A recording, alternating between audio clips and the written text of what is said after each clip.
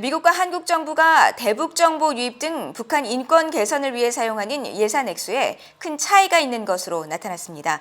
최근 한국의 대북 전단 금지법에 대해 국제사회의 우려가 커지는 가운데 한국은 대북 인권 예산을 줄이고 미국은 늘리고 있는 추세가 통계로 확인됐습니다. 조상진 기자의 보도입니다. 미국 정부로부터 기금을 받아 독립적으로 운영하는 비영리 민간단체 미국 민주주의진흥재단 네드가 올해 북한 지원 프로그램에 $552만 달러를 지원했다고 밝혔습니다.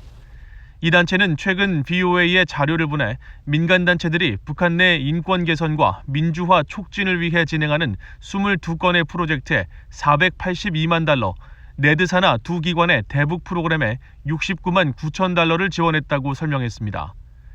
네드 관계자는 올해 북한 프로그램은 북한 내 시민사회 구축을 위한 민간 시장의 역할 이해와 북한 주민들의 독립적인 사고 능력 강화, 북한 인권 증진을 위한 전략 협력 강화 노력을 지원했다고 설명했습니다.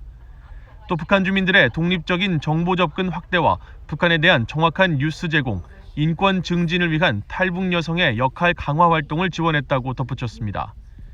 지난해 미국 의회는 2020년 회계연도 예산안 중 대북 인권 증진 목적으로 국무부에 $400만 달러, 네드에 $600만 달러 등 적어도 $1,000만 달러를 배정했었습니다.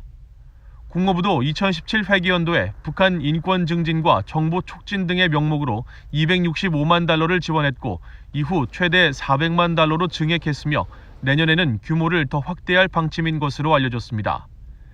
반면 한국의 경우 북한 인권 활동을 하는 단체들에 대한 지원이 현 정부 들어 대폭 축소되면서 어려움을 겪고 있는 것으로 나타났습니다. 한국의 민간단체인 북한인권시민연합의 김영자 국장은 VOA에 미국의 지원이 없으면 한국 내 많은 북한 인권단체들의 생존이 사실상 불가능한 상황이라며 한국 정부 차원의 지원 예산은 거의 없고 기존 후원 기업의 기부도 남북관계 개선에 몰두하는 정부의 눈치를 보느라 대폭 줄었다고 말했습니다.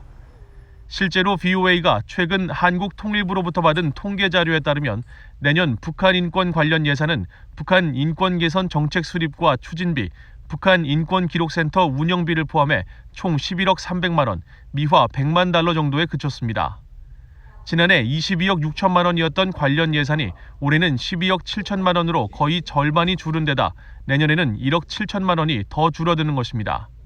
북한 인권 단체들의 어떤 활동을 촉진한다, 지원을 한다 그런 마인드 자체가 완전히 사라지고 단속, 검열 또는 문을 닫게 한다 이런 마인드로 바뀐 게 아주 개탄스러운 상황인데 그 단체들이 굉장히 중요한 일을 하고 있는데 한국 정부나 집권 여당에서는 이런 거를 지원을 하거나 촉진하지 않고 미국에서 지원을 해주는 기금이 상당 부분을 떠받쳐주는 그런 상황이 돼 있다는 게 북한 인권 활동가들은 한국도 국회가 제정한 북한 인권법에 따라 미국 민주주의진흥재단처럼 정부 교체에 관계없이 독립적으로 인권 증진 활동을 지원할 재단이 필요하다고 지적했습니다.